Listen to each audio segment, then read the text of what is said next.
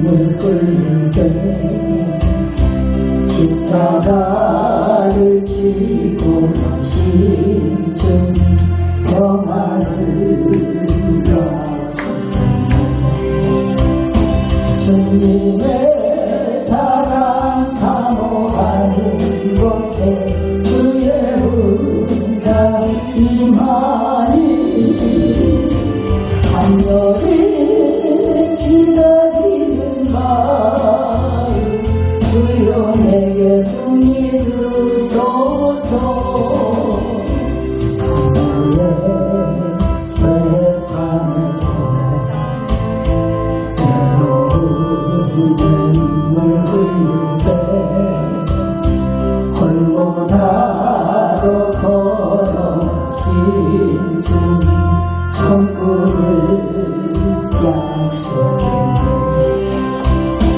주님의 재림 사모하는 곳에 주의 응답 임하니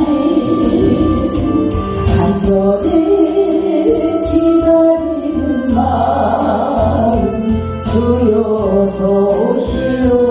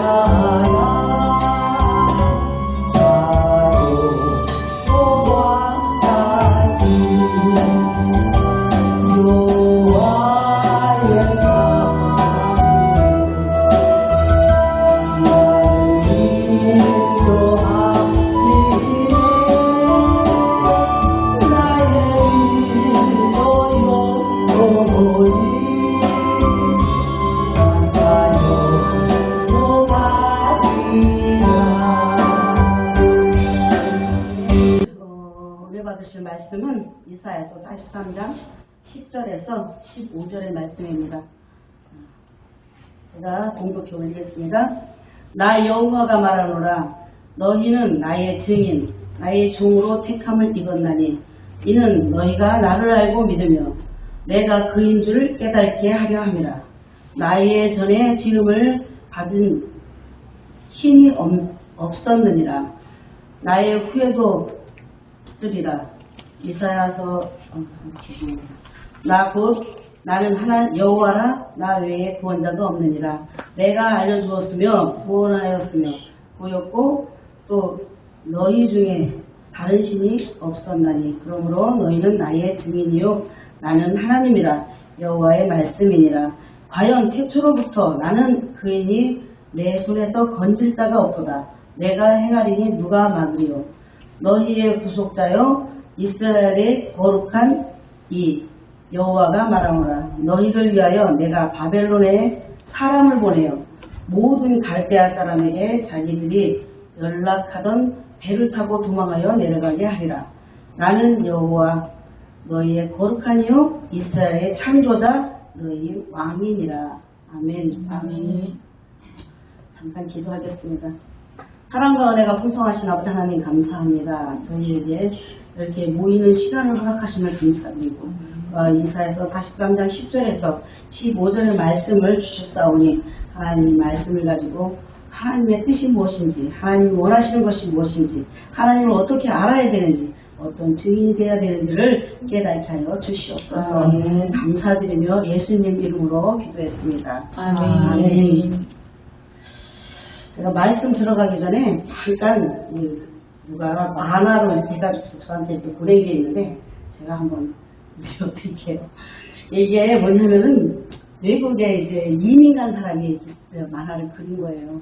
그래서 외국에 이민 가서 몇십 년 만에 한국을 처음 왔대요. 왔더니 공항이 너무너무 멋있더라는 거예요. 공항이 너무너무 멋있고 우뚝우뚝 서서 보이는 그 고층 아파트, 브랜드 있는 아파트들이 줄비하게 서 있는 걸 보고 너무 놀랐다고 말합니다.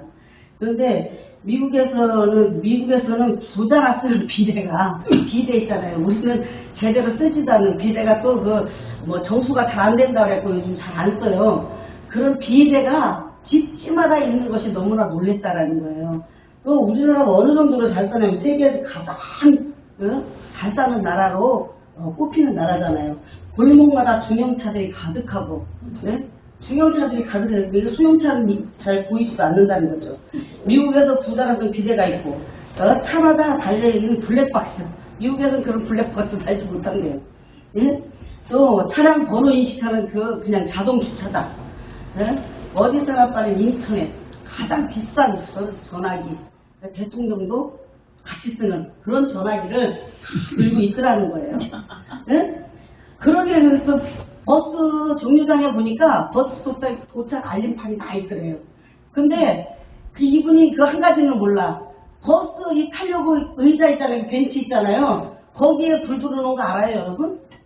네? 네. 거기에 따끈따끈하게 겨울에 불 들어와요. 내가 깜짝 놀랐다니까요. 다리가 아파서 조금 앉았는데 엉덩이가 따끈따끈해. 이게 뭐야? 야, 그 버스 정류장 의자에 불 들어와요. 네? 이렇게 우리나라가 잘 사는 나라예요. 세계에서 가장 잘 사는 나라. 지하철이 세계에서 가장 1위로 잘 돼 있대요. 교통망, 도로 이런 게 세계에서 1위로 잘 돼 있는데 이 나라 미국에서는 병원에 한번 가기가요. 옛날에 우리나라 못 살 때 병원 가기만큼 힘들었다랍니다. 그런데 병원 그냥 수시로 지나다니고 병원을 일부러 가는 사람도 있잖아요. 일부러 가는 사람. 이렇게 많은 혜택을 누리고 있는데도 이 나라가 더 놀란 건 뭐냐면 다 죽겠다고, 다 힘들어 못 살겠다고 한대요. 응? 자기는 미국에 가서 몇십 년을 일했어도 월세 3,000불을 면하지 못한대요. 그런데 여기서는 전세 대출인가 뭔가 그거를 해주면서 가장 싼 데라고 막 돈을 주고 한국은 그러는데 그렇게 하는데도 못 산다는 거예요. 미국에서요, 이 창문을 한번 열려면 힘들어서 옛날 우리 들창문 여는 것처럼 힘들어서 여는데 여기는 완전히 막 이게 그냥 손 하나만 대면 왔다 갔다 하잖아요. 그 정도로 좋은 나라에서 사는 거죠. 그런데 감사하지 못합니다. 제가 엊그저께 텔레비를 딱 슬쩍 보는데 보릿고개라는 노래를 누가 부르더라고요. 보릿고개라는 때가 있었단 말이에요, 이 나라가. 보릿고개라는 때가 있어서 그 보릿고개의 가사가 아야 뛰지 마라 배 꺼질라. 이 가사가 있는 정도로 우리나라가 못 살았던 나라는 정말 힘들게 살았던 나라라는 것이죠. 그런데 이런 나라가 이제 잘 살게 되고 먹을 것이 풍부해서 우리나라가요 음식물 쓰레기값만요 1년이면 몇천억 원이 나간대요. 예? 그렇게 나가는 나라, 이런 나라가 어디냐는 거예요. 그런데도 못 살겠다, 죽겠다 이렇게 하는 나라가 것이죠. 이렇게 잘 살게 된 나라는, 이렇게 나라가 잘 살게 된 것은 누가 뭐 안 믿는 사람이 믿거나 말거나 우리 기도하는 사람들이 있어서 주님 오심을 기다림이 있어서 이렇게 잘 살게 되었다는 것을 믿으셔야 합니다.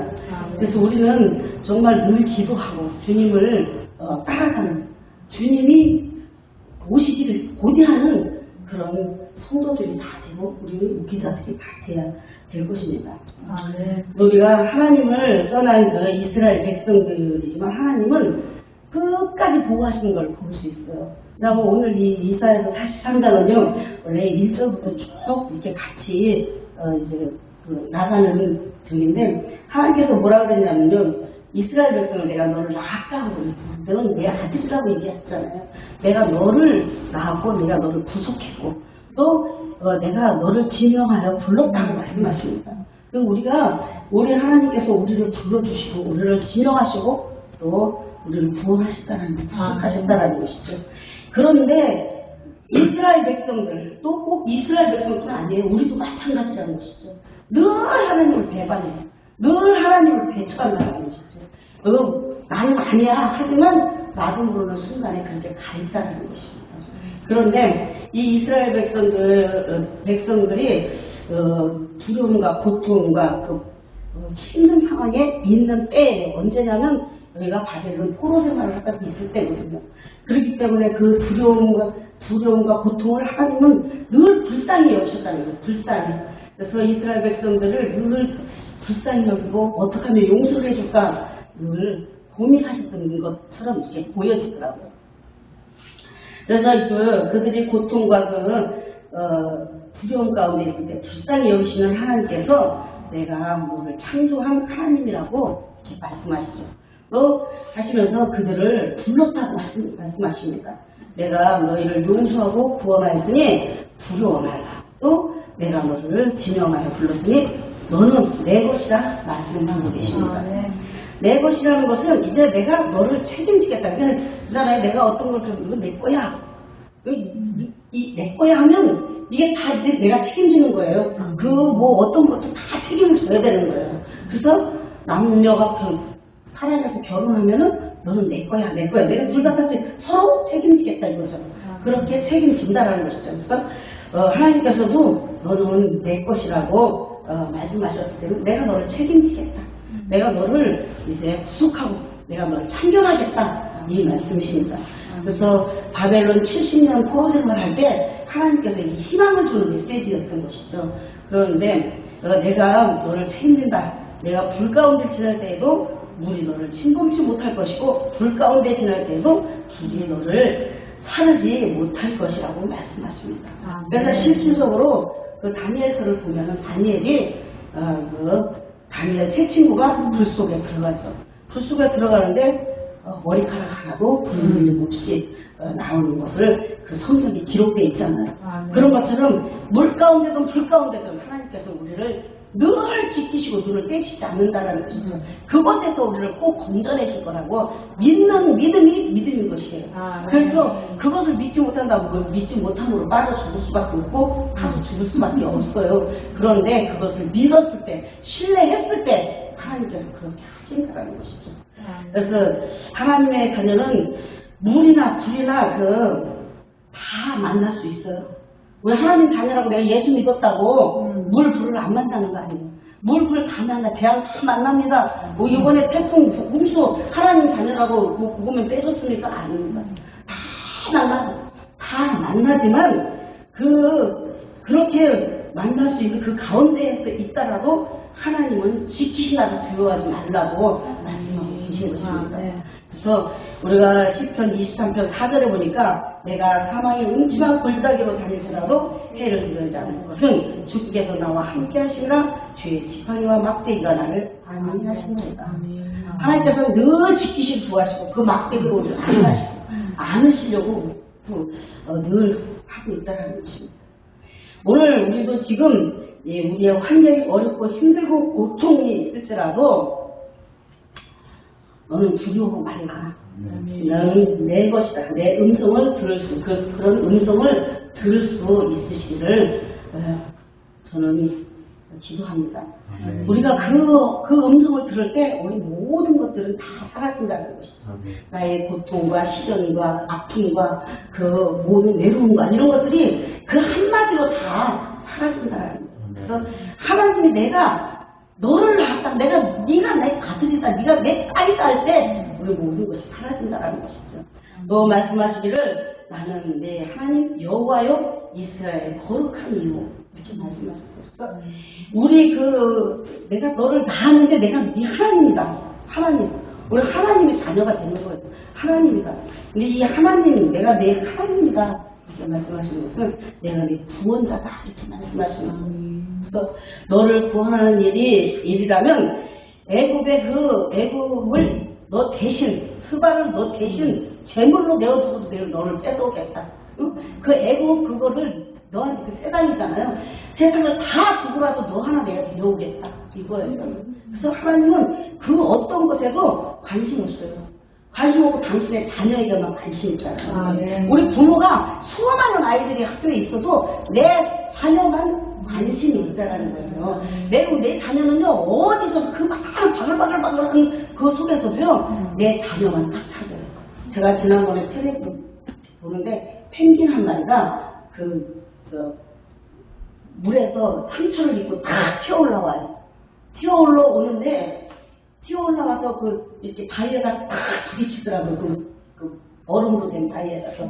피를 막 줄줄줄줄 흐르면서도 막 이 펭귄이 걸어가더라고요. 근데 어디까지 가니까 수천 마리의 그 펭귄 새끼들이 있는 거예요. 수천 마리의 펭귄들이 막 있는데 거기서 이 펭귄 엄마가 소리를 지르고 깨깨하고 그 엄마의 목소리를 내니까 처음에는 소식이 없었어. 계속해서 소리를 지르는데 그 소리를 듣고 새끼 한 마리가 튀어나오는 거예요. 그 소리를 듣고 새끼 한 마리가 튀어나와서 이 어미 피를 줄줄줄 흐르고 있는 그 어미한테 오니까 이 입에서 다 소화시키지 않은 그 음식물을 빼서 새끼에게 먹이더라고요. 그거를 볼 때 야, 하나님이 우리를 그렇게 사랑하셨겠구나. 하나님이 우리를 저렇게 사랑하셨겠구나. 이것이 느껴지더라고요. 내가 눈물이 나가지고 펭귄을 보고 눈물이 나더라고요. 그런 것처럼 우리 하나님께서는요, 우리를 더 지키고 있고, 어떤 이런 세상 것에 관심 없어요. 세상에 누가 잘 살고, 뭐 사업이 잘 되고, 산업이 잘 되고, 뭐 산업이 뭐 최첨단으로 돌아가도 그건 상관없어요. 내 자식, 내 자녀에게만 상관이 있다는 것이죠. 아, 네. 내 자녀에게만 눈을 돌리는. 그래서 그 어떤 재물, 그 어떤 것을 다 주더라도 나는 내가 내 자녀를 찾겠다. 이 말씀을 하신 거죠. 그리고 너는 내 눈에 보배롭고 존귀하며 내가 너를 사랑하였으니 너를 대신한 사람들, 그러니까 세상 사람을 내어주고 백성들이 내 생명을 대신할 것이다. 그래서 많은 세상 사람들이 네 생명을 대신해서 다 내어줘도 나는 너만 찾을 것이다. 이렇게 말씀하시는 것이죠. 그래서 우리 하나님은 그러고 우리도 마찬가지. 내 자녀가 어디 가서 쓸어박혀 있다면 다른 사람 다 필요 없어요. 걔만 데리고 나오면 되는. 그래서 그런 마음으로 하나님은 우리를 지키시고 보호하고 계시다라는 것이죠. 하나님은 오직 이스라엘에게만 관심이 있고 아낄 뿐이고 다른 민족에게는 하나도 관심이 없다. 이걸 아셔야 돼요. 이스라엘을 위해서 다 버릴 수 있다라는 거예요. 그러므로 우리를 위해서 당신의 생명까지도 내어놓으실 수 있었다는 것입니다.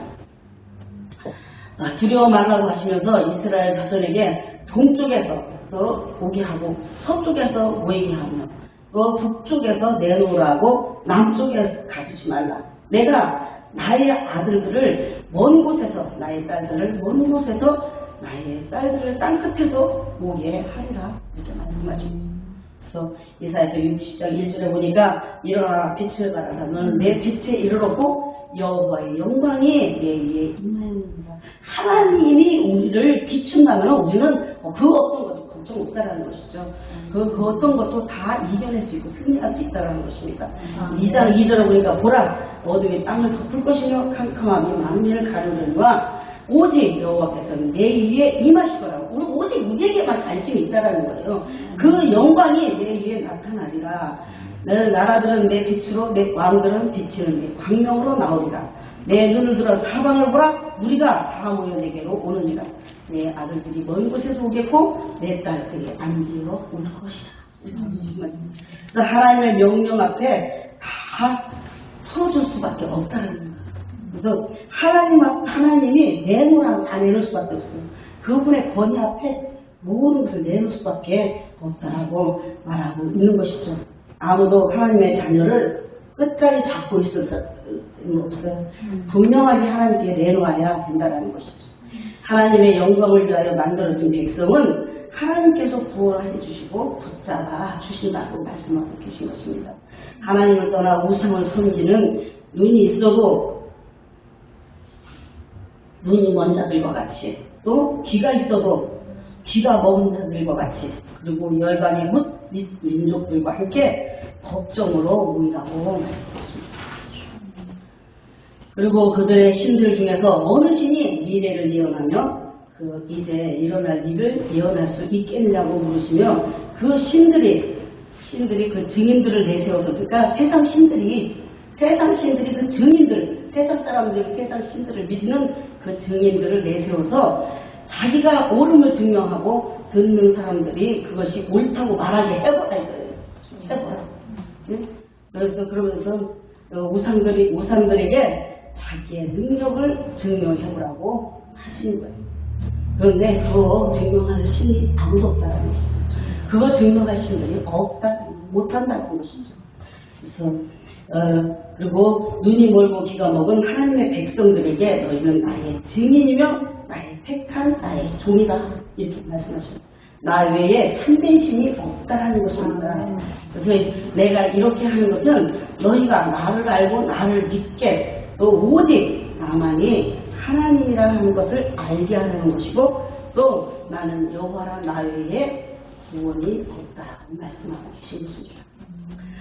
나는 승리를 예언하고 너희를 구원하였고 구원을 선언하였는데 이방 신들은 하지 못하는 일이라고 하시면서 너희가 나의 증인이라고 하시며 내가 하나님이라고 말씀하고 계신 것입니다. 그래서 하나님을 증언하는 하나님의 증인이 되라는 거예요. 하나님을 증거하는 증인이 되라고 말씀하고 계신 것입니다. 우상은 과거에 자기를 섬기던 자들을 구원한 역사도 없고 생명도 없는데, 과거에도 현재에도 앞으로도 없을 것이라고 말씀하시는 것입니다. 그러나 하나님은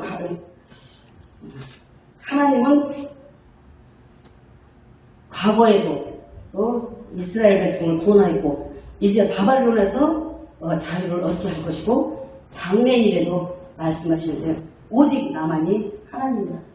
오직 나만이 너희를 해방시킬 수 있게 한다고 말씀하십니다. 그래서 구원이 뭐예요? 곧 해방입니다.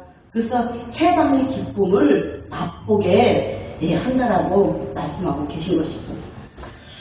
하나님은 자기를 떠나 이방 민족의 노예로 살고 있는 이스라엘 백성에게 하나님이 얼마나 이스라엘 백성을 사랑하는가를 말씀하시면서 하나님께서 그들을 풀어주시고 돌아오게 하실 것이라고 오늘 본문에 말씀하고 계신 것입니다. 이스라엘 백성이 하나님을 버리고 우상을 섬겼지만 그 우상은 그들을 구원할 수 없고, 또 하나님은 자기 백성을 구원하시는 하나님이라는 것을 말씀하고 계신 것입니다. 그래서 오늘 그 본문에 보면은 내가 그다 이렇게 말씀하시잖아요. 이 그라는 것은 헬라어로 에고 에임이에요. 이 말은 언제 했냐면 출애굽기 13장, 출애굽기 3장 14절에 스스로 있는 자다, 이렇게 말씀하십니다. 그래서 스스로 있는 자 뜻이 에고 에이미가 스스로 있는 자를 말하는 거예요. 그래서 우리가 하나님을 전하고 예수 그리스도를 전하고 예수 그리스도의 증인이 되는데 어떻게 증인이 되냐? 무엇을 증인하냐? 무엇을 증거해야 되냐? 하나님, 예수님은 스스로 계신 분, 태초부터 계셨던 하나님이시다라는 걸 증거해야 되는 거예요. 스스로 계신 그 에고 에임이신 그 하나님을 우리가 전파해 간다는 것이죠. 그분이 우리의 구원자시고 그분이 우리의 생명이시고 그분이 우리의 해방을 맛보게 하시는 분이라는 것을 깨달아야 한다는 것입니다. 그래서 하나님은 에고엠 스스로 있는 자만이 너희를 구원할 수 있다는 말씀을 하고 계신 거예요. 우리가 스스로 있는 자를 믿어야 구원하실 수 있다는 것을 말씀하고 계신 것입니다. 그래서 우리는 하나님의 증인이라고 말씀하십니다. 오늘 본문에. 그래서 오늘 본문에 그 말씀하신 것을 기억하고 또 그 누구도 절대로 하나님의 손과 하나님이 하시는 일은 막을 수 없다라는 것을 아셔야 한다는 것입니다. 우리는 이것의 증인이 되어야 되는데 사도행전 1장 8절에 보니까 오직 성령이 너희에게 임하시면 너희가 권능을 받고 예루살렘과 온 유대와 사마리아 땅끝까지 이르러 내 증인이 되리라 하신다. 언제요? 성령이 하나님이 임하시면 성령 하나님은 스스로 계신 분이에요. 그래서 그분이 임하시면 우리가 하나님의 증인이 될 수 있다는 거예요. 우리가 아무리 증인이 되려고 해도 증인이 될 수 없어요. 그러나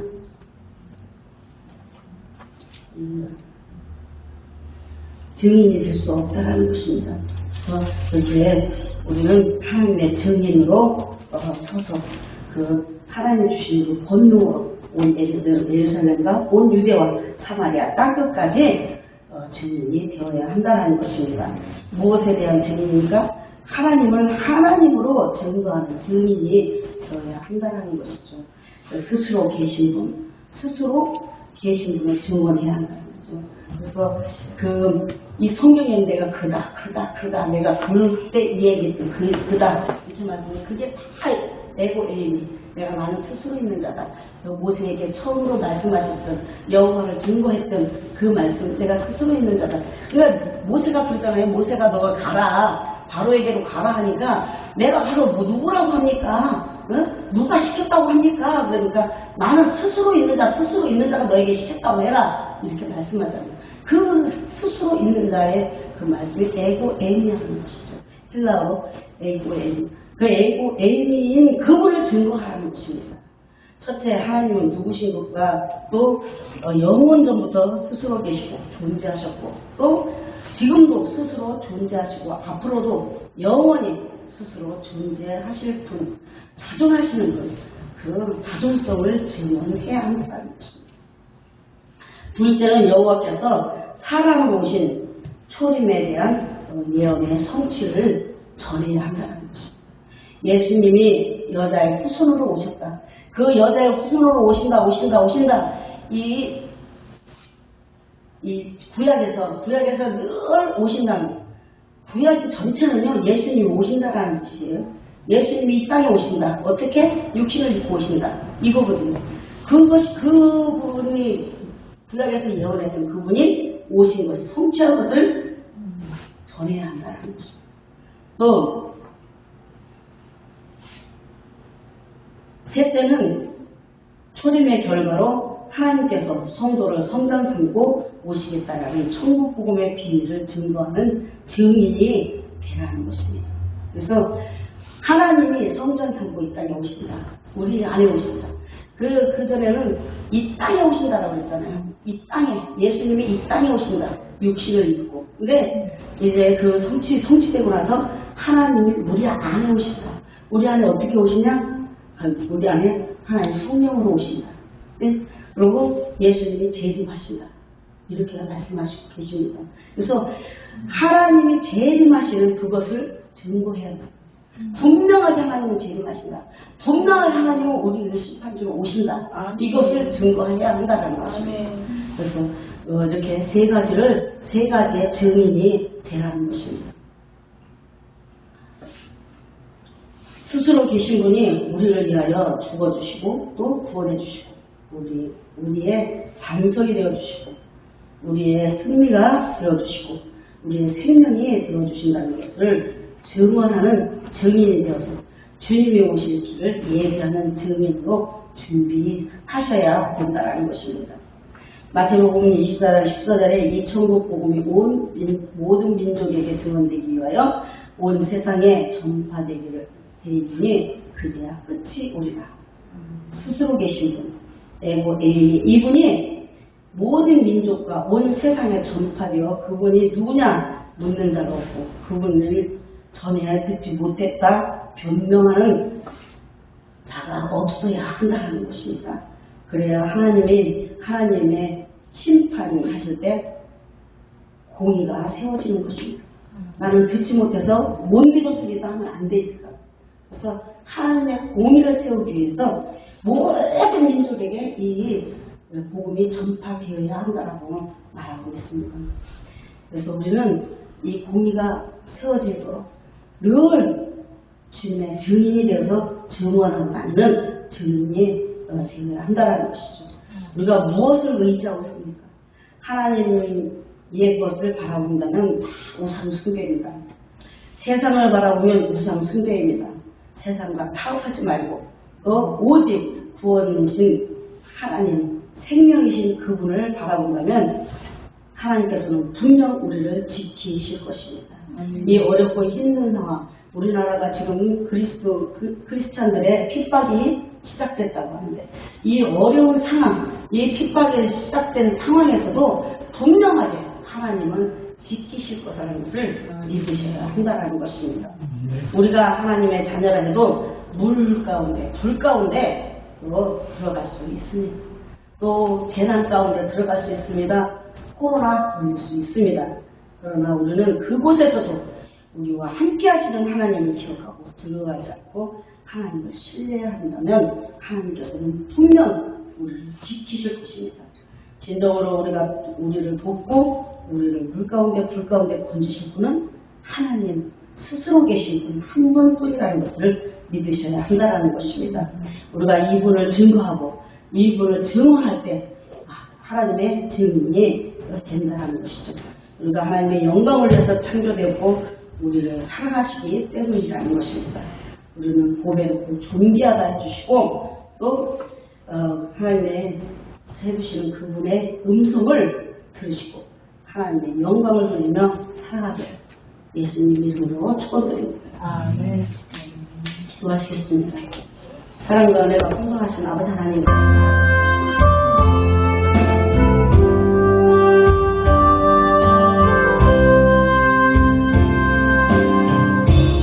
내가 주님 앞에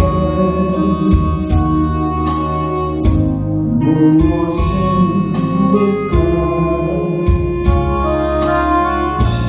마음 앞들이라 아닙니다. 내가 주님 앞에 쓸모없었던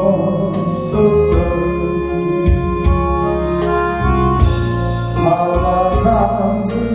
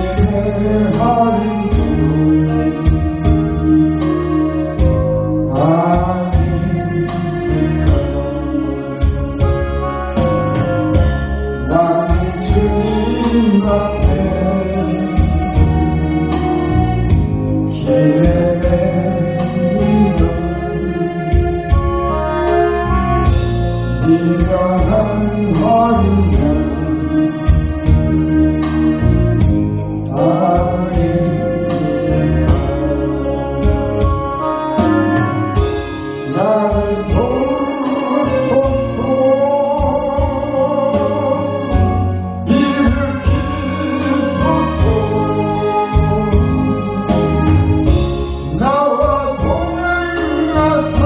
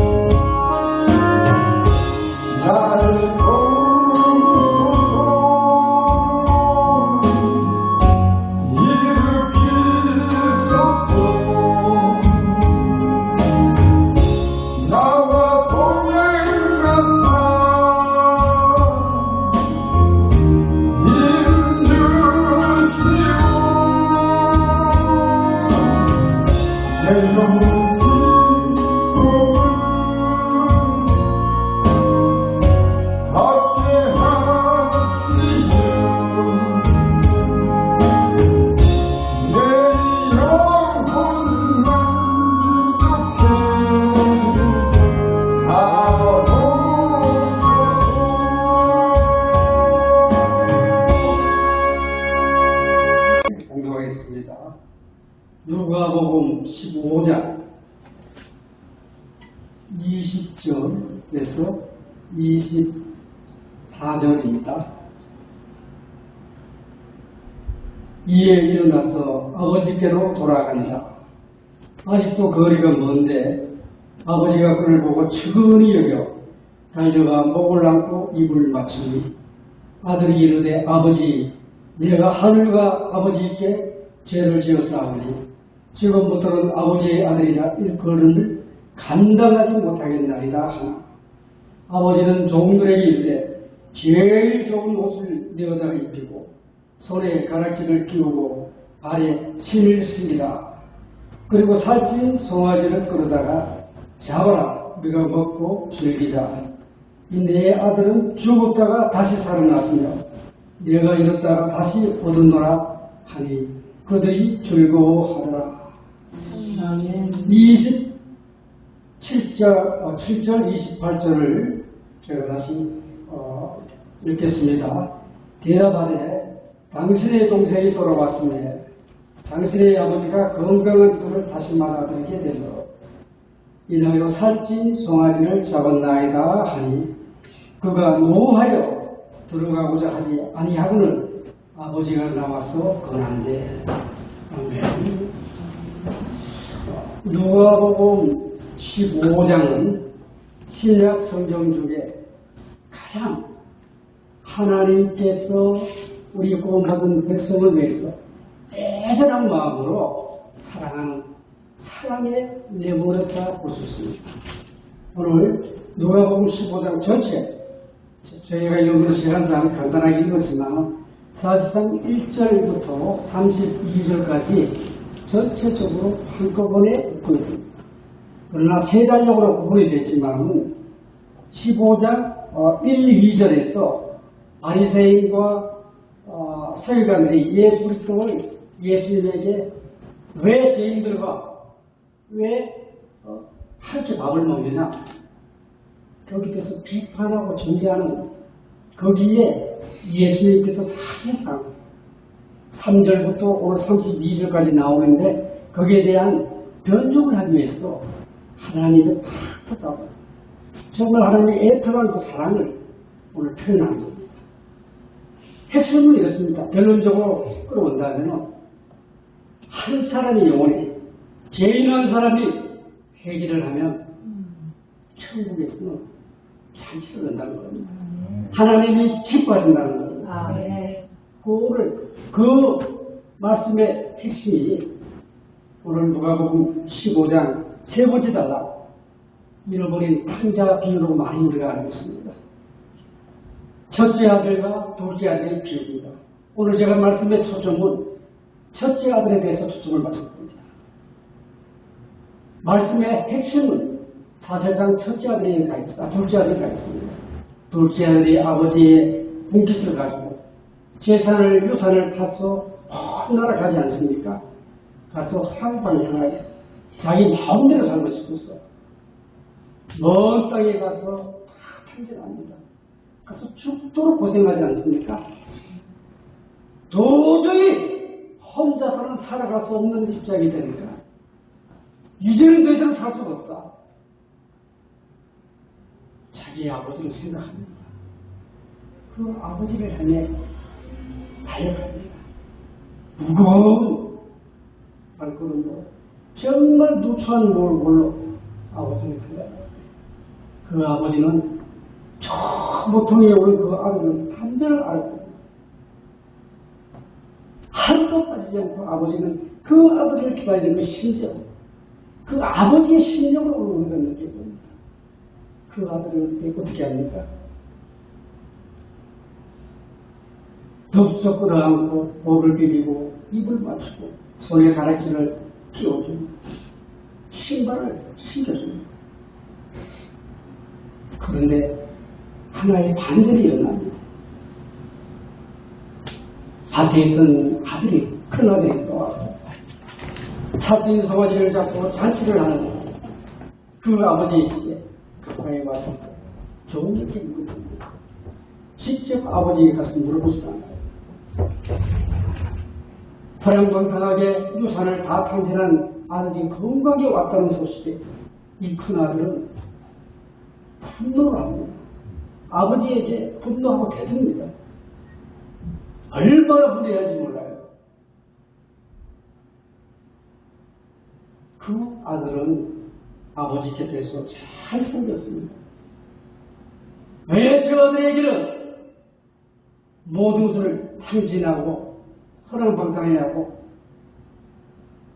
그렇게 사는 아들이 왔는데 왜 같이 송아지를 잡아줍니까? 나한테는 아무것도 해주지 않았습니다. 아버지에게 질투와 동생에 대한 질투와 아버지에 대한 원망으로 가득합니다. 오늘 말씀의 요지를 보면 회개에서 돌아온 탕자였던 그 둘째 아들이 회개에서 아버지에게 돌아오는 그때 그 아버지는 모든 것을 용서하고 그 아들이 시봉과 권위를 다 지켜줍니다. 그러나 항상 옆에 있던 함께 있던 그 큰아들이 이렇게 아버지에게 무례하고 탕자인 줄 몰랐습니다. 그래서 오늘 제가 제목을 또 다른 탕자로 제목을 정했습니다. 오늘 회개에서 돌아온 탕자, 그 아들은 하나님의 구원의 잔치에 참여합니다. 그런데 아버지와 함께 있던 그 아들, 큰 아들, 회개하지 않습니다.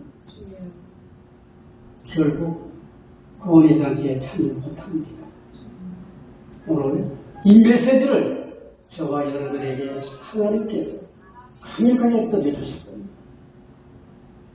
오늘 본문을 이해하기 위해서는 본문 15장 1, 2절을 배경으로 3절에서 32절까지 본문에서 드러나는 하나님의 애틋한 사랑과 마음, 그리고 용서와 사랑이 없고 교만하고 완곡한 마음으로 하나님 아버지께 베푼 잔치에 참여하기를 거절하는 진짜 강자인 큰아들로 비유한 바리새인과 서기관들, 턱걸어식을 가진 유대인을 말합니다. 이 이야기를 내레티브 형식으로, 이야기 형식으로 세 편으로 구성을 해놨습니다. 첫 번째는 잃어버린 양을 찾는 복잡 비유로 1절에서 7절로 되어 있습니다. 두 번째는 잃어버린 드라크마, 온전을 대해서 비유한 것을 8절, 10절. 세 번째 이야기는 잃어버린 아들, 오늘 탕자의 비유에 대해서 말씀합니다. 27줄안에서 아주 긴 문장으로 오늘 여기에 말씀이 들어있습니다. 이 3편의 말씀 중에 하나님께서 오늘 저와 여러분에게 이 시대에 하시고자 하시는 말씀의 메시지가 무엇인지 오늘 깨닫는 것이 중요합니다. 본문의 말씀에 단초가 되는 1, 2절을 한번 봅니다. 1절, 모든 세리와 죄인들이 말씀대로 가까이 나오니. 2절, 바리새인과 서기관들이 송구려 이르되 이 사람이 죄인을 영접하고 음식을 같이 먹는다 하더라 하면서 수군수군거리면서 비판하고 정죄합니다. 예수님께서 세리와 죄인들과 함께 식사 교제를 나누는 것을 본 바리새인과 서기관들이 예수님에 대해서 수군수군거려 비판하고 정죄합니다. 왜요? 그들은 턱걸어식을 가졌기 때문에 죄인과 이들에게는 접근할 수가 없습니다.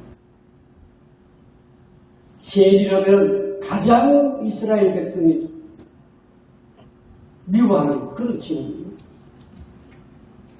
오늘 이야기의 핵심 내용은 1, 2절에서 바리새인과 서기관들의 턱걸어식을 갖고 세리와 죄인들과 함께 식사하고 있는 예수님을 비판하고 정죄하고 회개할 줄 모르는 턱걸중에게 예수님께서 이 땅에 오신 중심 사역을 비유적으로 하나하나 풀어서 말씀해 주고 있습니다.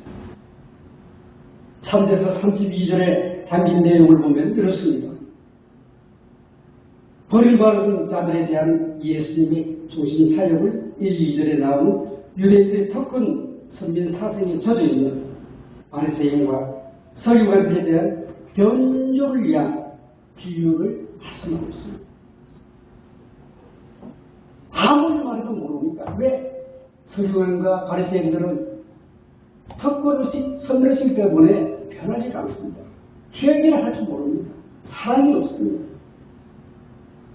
첫 번째 잃어버린 양을 찾은 목자의 비유는 예수님께서 세리와 죄인들과 함께 식사하고 계실 때 바리새인들과 서기관들이 두들거리는 사건입니다.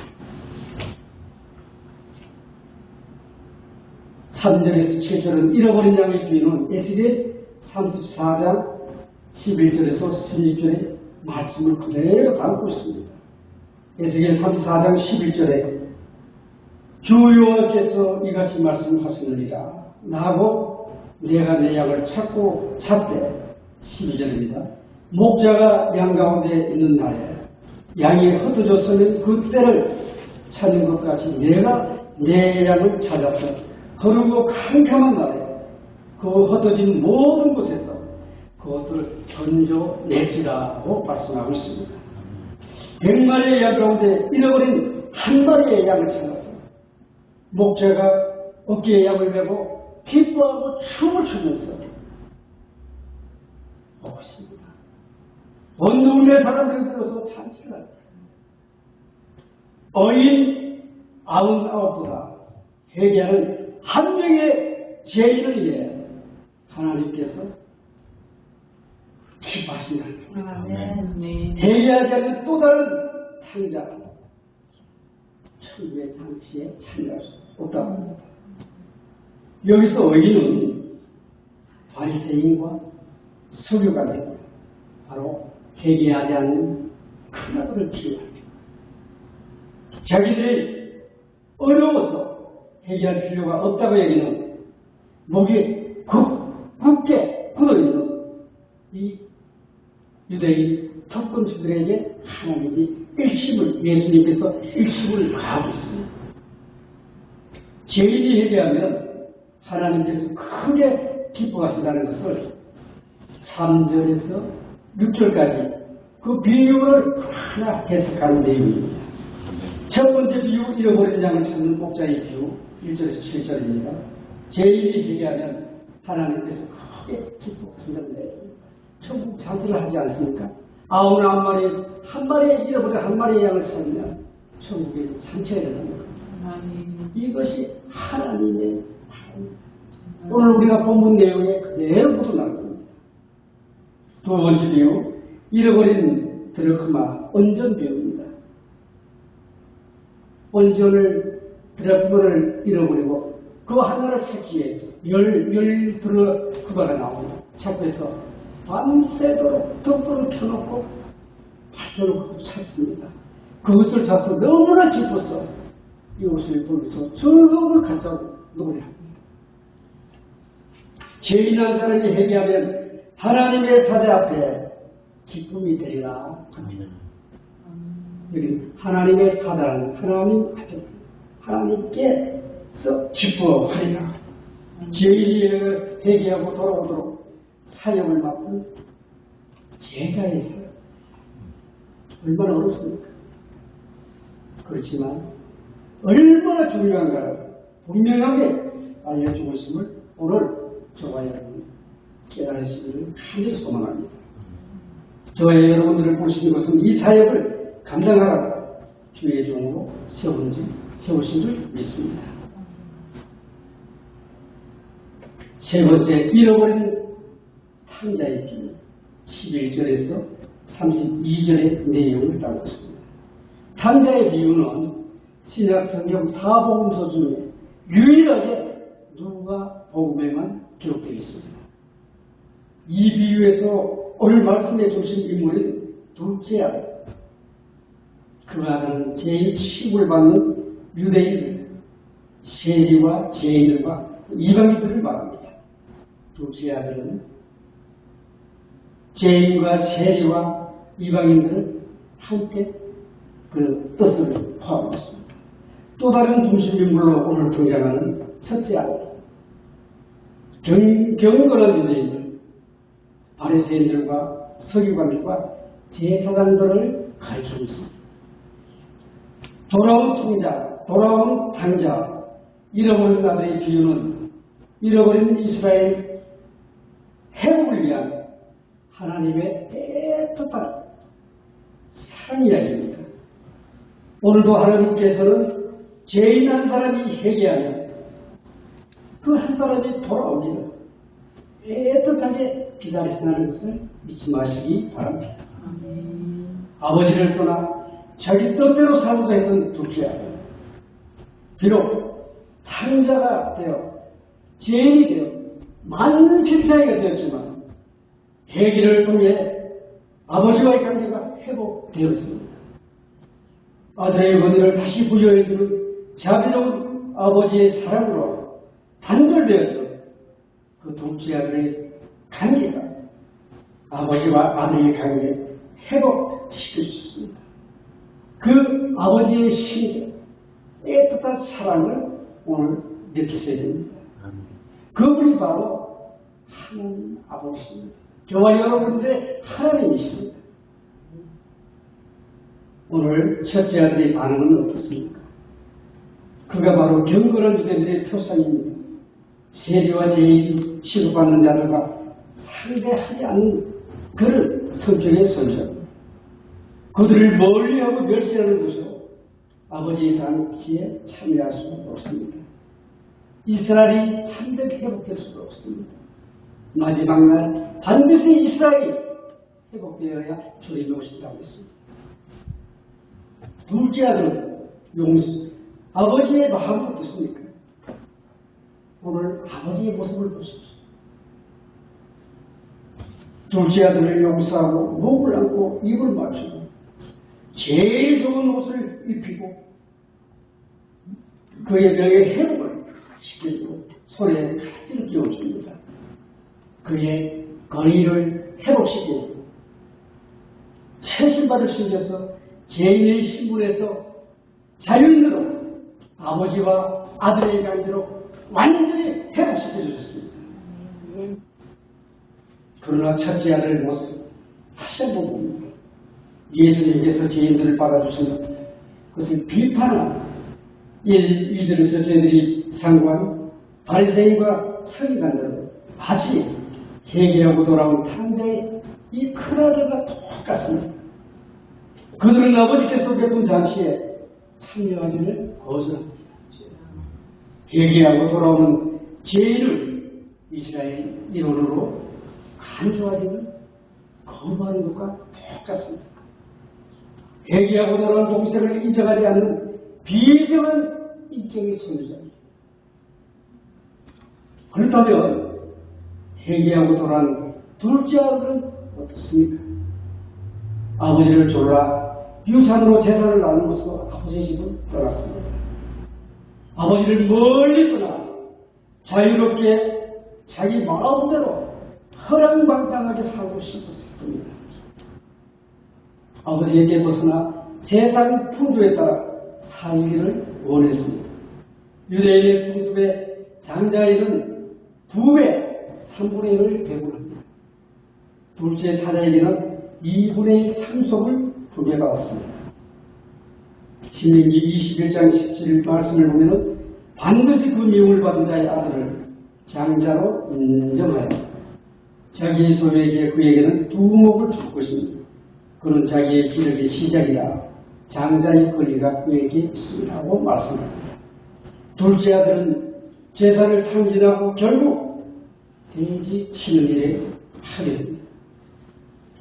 돼지는 이스라엘에서 가장 불길한 진설입니다. 돼지를 치는 직업 한번 생각해 보십시오. 유대인에게는 매우 불명예스러운 막다른 문화입니다. 탈무드에서는 돼지를 치는 자는 저주를 받을지어다 그랬습니다. 둘째 아들은 돼지들이 먹는 지엽 열매로 먹을 수 없을 정도로 고통을 받고 있었습니다. 그 누구 한 사람 주제를 않았습니다. 힘들색을 하게 되었습니다. 지엽 열매는 가난한 자들이 어쩔 수 없이 먹는 음식이었습니다. 유대인들이 지엽 열매를 먹을 때는 지독한 고통으로 회개할 수밖에 없는 죽기 전에 그 지경까지 가야 열매를 먹는다고 합니다. 제가 성지 순례를 가서 지엽 열매를 봤을 때 굉장히 큰 나무입니다. 그 나무에 우리나라로 완두콩 그렇게 생겼습니다. 길쭉하게 완두콩처럼 생긴 그 안에 조그마한 열매가 있습니다. 그것을 씹어 자글자글 씹어봅니다. 근데 그 안에는 젤라톤이라는 성분이 숨긴데 그것으로 돼지에 먹일 수가 있고 정말 가난한 사람들이 그것을 먹는다고 합니다. 둘째 아들은 이방 먼 나라에서 모든 재산을 탁일하고 나왔습니다. 이방인에게 고용되어 돼지를 치면서 돼지들과 식사를 공유할 정도로 처참하고 비참하게 살고 있는 이 아들을 생각해 보십시오. 돼지들이 먹는 지엽 열매로 배를 채우고 탈선하는 그것마저도 주는 자가 독수다고 성경은 기록되어 있습니다. 둘째 아들은 주림매를 움켜쥐고 살길을 찾아냈습니다. 마침내 17절에서 회개를 합니다. 스스로 돌이켜 하늘의 죄를 지어 고백합니다. 하늘은 하나님을 가리킵니다. 둘째 아들은 무슨 죄를 지었습니까? 하늘의 죄를 지었다고 고백합니다. 부모를 공경하는 하나님의 계명을 어겼었기 때문에 하나님께 죄를 지었습니다.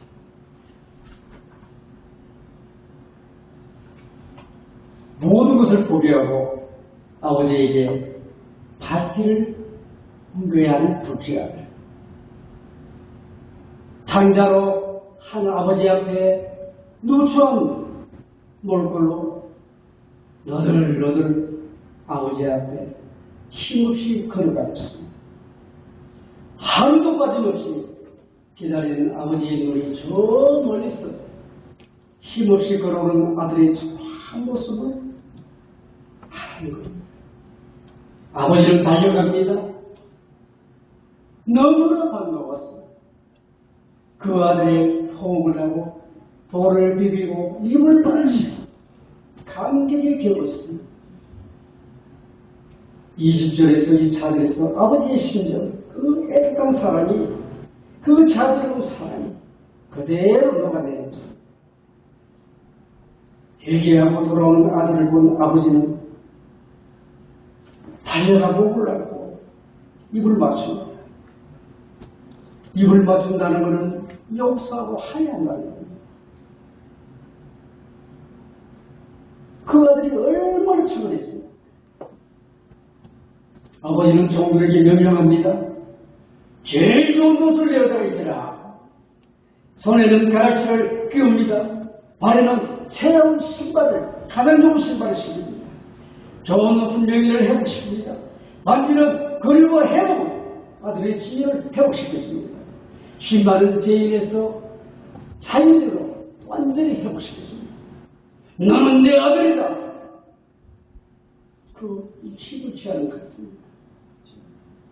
둘째 아들에게 이러한 것들을 내어준다는 것은 곧 그의 명예와 권위를 회복시키고 종이 아니라 자유인이라는 아버지 확증을 시켜주는 겁니다. 자유인으로 받아들인다는 뜻입니다. 아버지는 살찐 송아지를 잡아 잔치를 베풀라고 종에게 하라 합니다. 살찐 송아지. 그 당시 이스라엘 땅에서는 가장 좋은 잔치에 최상의 음식으로 대접하는 것이 살찐 송아지라고 했습니다. 그 살찐 송아지를 이 아들에게 죽었다가 살아온 이 아들에게 아버지는 정성껏 잡아서 먹입니다. 이 네 아들은 죽었다가 다시 살아났으며 내가 잃었다가 다시 얻었노라. 둥실둥실 춤을 추면서 찬양하고 있습니다. 죄인 한 사람이 회개하고 아버지에게 돌아가면 아버지는 이렇게 춤을 추습니다. 여기서 죽었다는 단어가 비유적으로 사용된 것입니다. 이것은 가족 간의 단절, 완전한 단절을 의미합니다. 이 아들이 아버지를 떠나 먼 땅을 갔어요. 그 기간에 대해서는 성경에서는 말씀하지 않고 있습니다. 그 많은 도를 탕진하고 죽도록 고생하고 회개할 정도로 고통을 당한 이 아들, 이 둘째 아들, 상당한 시간이 아마 흘렸을 겁니다. 그래서 아버지는 이 아들이 죽었다고 생각했습니다. 그러나 그 아들을 기다리는 애비의 심정을 엄식하게 하십시오. 만약에 저와 여러분들의 자식들이, 아들과 딸이 먼 땅을 가서 행방이 노열하고 소식이 없다면 그 아들을 기다리지 않을 수 있습니까? 그 아비와 어미의 심정은, 그 애통한 심정은 누구도 모를 겁니다. 그저 살아오기를 간절히 기다리고 길모터를 위해서 기다릴 것입니다. 오늘 하나님 아버지가 그런 심정으로, 애틋한 심정으로 이 둘째 아들, 진나간 둘째 아들을 기다리고 있습니다. 이러던 아들이 다시 살아서 돌아온 둘째 아들에 대한 애틋한 아버지의 사랑과 심정을 그대로 토해내고 있습니다. 춤을 춥니다. 가장 좋은 것을 입힙니다. 가장 좋은 살찐 송아지를 잡아서 먹입니다. 이처럼 이렇던 죄인 한 사람이 회개하면 하나님 아버지의 마음이 이처럼 춤을 추고 기뻐하십니다. 살찐 송아지를 잡아서 천국의 잔치를 베풀어줬습니다. 오늘 주의 종으로 부름받은 예수 그리스도의 제자로 삼은 것은 저와 여러분들 어떻게 해야 되겠습니까? 아직도 하나님을 모르고 그 은혜 잔치에 참여 못하는 저 불신자들을 위해서 우리는 전지를 다해서 예수 그리스도의 복음을 선포하고 전해야 합니다. 아멘. 아멘. 여기서 예상하지 못한 반전이 일어납니다. 돌아온 동생을 위한 잔치에 형 첫째 아들은 그 잔치에 참석을 하지 않습니다. 28절에서 전하고 있습니다. 그 아들은 잔치에 참여하지 않음으로써 아버지를 모욕하고 아버지를 비판하고 정죄까지 하고 있습니다. 25절에서 32절 배경은 이렇습니다. 오늘 예수님은 큰아들의 반응이 그 행위가 사랑이었고 회개하지 않는 유대인의 모습을 비유로 말씀하고 있는 것입니다. 본문을 통해 지나간 탕자보다 더욱 절망적인 한 인물을 우리는 보고 있습니다. 바로 그 집안의 장녀인 첫째 아들, 아버지의 곁에서 아버지를 늘 지키던 그 아들은 사실상 그 마음에는 아버지를 떠나셨다는 겁니다. 밭에 갔다가 돌아옵니다. 집에 가까웠을 때 풍악과 춤추는 소리를 들었습니다. 그런데 이 소리를 듣고도 아버지에게 달려가는 것이 아니고 종을 불러서 물었습니다. 아버지께 묻지 않고 종에게 물었다는 사실을 한번 생각해 보십시오. 아버지와 함께 살면서도 아버지를 신뢰하지 못했다는 것입니다. 아버지에 떠나셨다는 겁니다. 하인의 그 종의 소리를 듣고 격렬한 분노를 일으킵니다. 왜 그랬을까요? 큰아들이 죽었다는 아들이 죽었다는 동생이 살아왔어 원룸의 자취를 베풀고 있는 그 아버지에 대한 동생에 대한 분노를 표출하고 있는 이 큰아들의 이 탄자 같은 이 은혜를 한번 보십시오. 아버지의 재산을 팔아 멀리 떠났던 동생이 재산을 다 상전하고 돌아옵니다. 그 동생에게 아버지가 살찐 송아지를 잡고 가장 좋은 옷을 입혀주고 손에 반지를 끼워주고 신발을 직접 신겨줬다는 하인의 말을 듣고 아버지에게 노하고 대를 하지 않습니다. 자기는 고생하면서 아버지를 섬기며 살았는데 염소 새끼라도 죽어나와 내버서 먹게 해주겠습니까 하고 아버지께 대드는 이 큰아들 잔치에 참여하도록 하는 아버지에게 큰아들은 무례하게 말합니다. 큰아들은 아버지에게 무례를 범하는 그치지 않습니다. 죽었다가 살아온 동생까지도 경멸합니다. 그런 동생을 이 아들이라고 동생이라고 부르지 않습니다. 이 아들이라고 부르는 것은 형제로 인정하는 것까지도 부족한 것입니다. 그렇지만 아버지는 어떻습니까? 그 아비의 심정, 돌아온 탕자가 아버지의 아들뿐 아니라 형의 동생님을 분명하게 말씀하고 있습니다. 32절에서 아버지는 돌아온 아들을 내 동생으로 지칭하고 있습니다. 동생으로 번역된 에덴포스는 형제로 번역한 단어입니다. 이 맏아들의 모습이 바로 유대 종교 지도자들과 바리새인 유대인들과 라고 예수님께서 지적하고 있습니다. 결국 그들이 예수님을 십자가에 못 박고 죽이지 않았습니까? 그들이 왜 하나님 준 예수님을 죽였을까요? 바로 기독교를 끌어가고 죽이지 않았습니까? 오늘 큰아들이 둘째 아들이 다시 돌아오는 화나다는 자기에게 돌아올 기독교의 영향을 받기 때문입니다. 그렇지만 하나님의 사랑은 모든 사람에게 차별 없이 회개하고 돌아오기만 하면 동일하게 베푸신다는 것을 믿으시기 바랍니다. 결국 하나님께서 지금도 죄인들이 당신에게 돌아오기를 얼마나 또 기다리시는지, 그리고 죄인의 행위를 당신께서 얼마나 기뻐하시는지를 일깨워주고 있습니다. 죄인한 사람이 회개하여 돌아오면 천국의 잔치를 베푸시는 하나님입니다. 모퉁이에서 초라한 모습으로 걸어오는 판자의 아들은 주근히 여기며 끌어안고 입을 맞추고 새 옷을 입혀주고 인장바지를 끼워주시고 새 신발을 신겨주신 사랑의 하나님을 기억하시기 바랍니다.